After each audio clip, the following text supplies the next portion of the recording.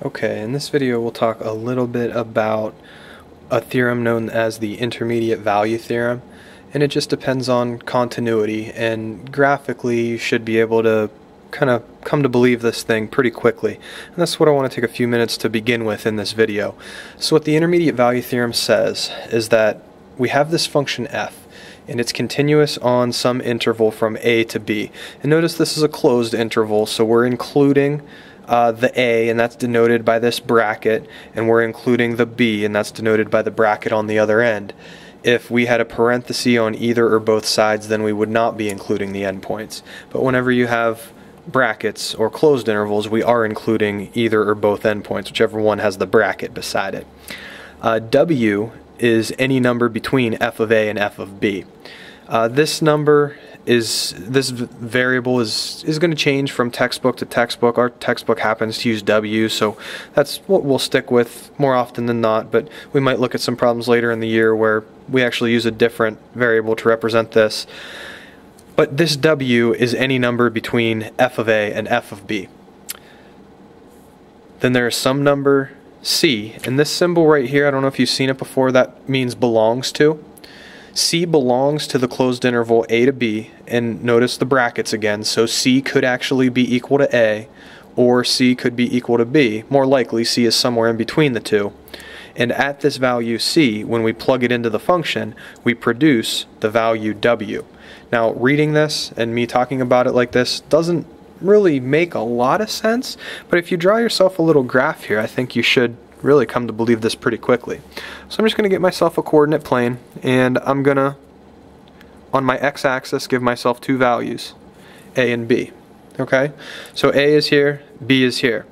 Now, I have some function that's graphed in this coordinate plane, and I know that my graph is continuous as I let x range from a up to b. I'm just going to say that f of a is right here, okay? And I'm just keeping it general. I'm not going to define a specific function or anything. I'm going to say that f of b is maybe up here somewhere.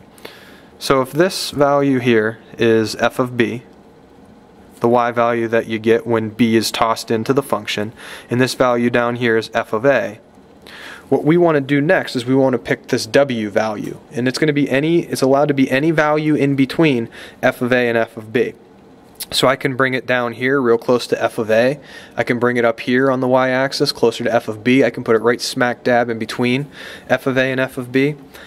I'm going to go, right here, but I could go any of those places I just mentioned, and this is going to be my value w.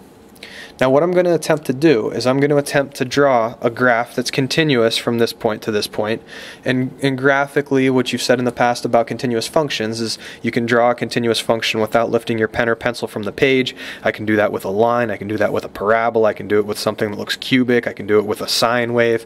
I can do this a variety of different ways. I'm going to give myself something a little bit fun, to do a little wavy curve from this point to this point. It's definitely continuous, and notice what happens. If I give myself a horizontal line coming out at the value of w, notice how my graph definitely hits this value of w once there, and in this case a third time there. What the intermediate value theorem guarantees is that if you have a continuous graph, you're guaranteed, if you pick a value intermediate to f of a and f of b, you're guaranteed that your graph is going to cross that intermediate y value at least once on this portion of the x-axis. So I can kind of come down here and see that I hit that w value once with an x value right here. I hit that w value again with an x value right here. And in this case, I hit it a third time. The intermediate value theorem guarantees one such c. In this particular graph that I've drawn, I got three of them, so I'm going to just subscript them C1, C2, C3. But what you can do is you can just kind of start from scratch again. A, B, f of a here, f of b here. And you can put f of a above f of b, so you can have a decreasing graph. Doesn't really have to be increasing. But if you start from scratch again and you pick any value here and you just keep trying to draw continuous graphs from here to here, graphs that you can draw without lifting your pen or pencil from the page, you'll realize that you're going to have to cross every value intermediate to these two at least once on this portion of the x-axis. So that's what the intermediate value theorem says. there's a corollary of the intermediate value theorem that we want to be able to use a little bit. And a corollary is usually a specific instance of a theorem. So this is just a specific instance of the intermediate value theorem here. And it says, suppose f is continuous on the closed interval a to b, f of a and f of b have opposite signs. So one of these is positive, the other one's negative.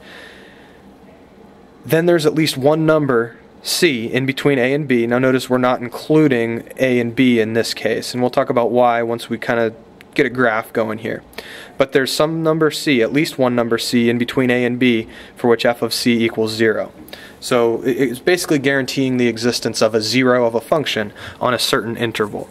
So if I go ahead and get myself a graph, I'll put a here, I'll put b here. It says that f of a and f of b, whoops, I'll go back to the top line, f of b and f of b have opposite signs. I'm going to make f of a positive, so I'll bring f of a up here. I'm going to make f of b negative, so I'm going to leave it down below the x-axis. So my graph goes from here to here, and once again, this graph must be continuous. No matter how I attempt to draw my graph from this point to this point, as long as I'm drawing something that's continuous, so a line, a curve, a wave, as long as there are any breaks or asymptotes here, I cannot get from this point to this point without crossing 0 somewhere in between a and b. And 0 would actually be the value of w from the intermediate value theorem. So this corollary is a specific instance of the intermediate value theorem. When you do problems in the 40s in this section, you're actually using the specific corollary, the specific instance of the intermediate value theorem. In the next video, I'm going to do a problem like one that you see in the 30s from out of section 1.4.